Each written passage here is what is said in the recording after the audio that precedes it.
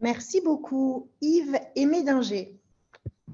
Oui, merci Madame la Présidente, Madame la Ministre, bonjour à toutes et à tous. Moi aussi, je suis très inquiet par les conséquences à venir du projet Hercule. Je ne suis pas sûr d'avoir été totalement rassuré par vos propos ce matin, mais surtout, je ne peux pas vous laisser dire ce que vous avez dit concernant la fermeture de Fessenheim, qui de toute façon était inéluctable parce qu'il aurait fallu faire des travaux pour lui faire passer les différents tests de sûreté.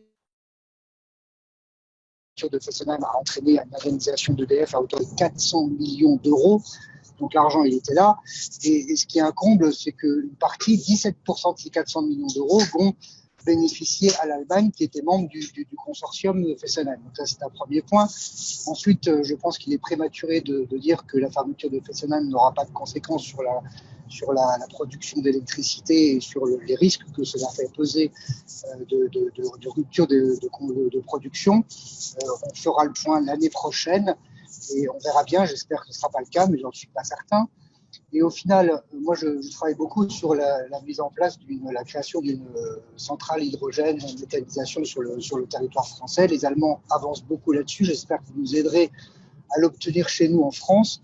Et il y a deux points qui posent le problème, c'est que la France a une vision de l'hydrogène qui porte sur l'hydrolyse, alors que les Allemands travaillent sur la pyrolyse, qui est beaucoup plus efficace et beaucoup plus efficiente.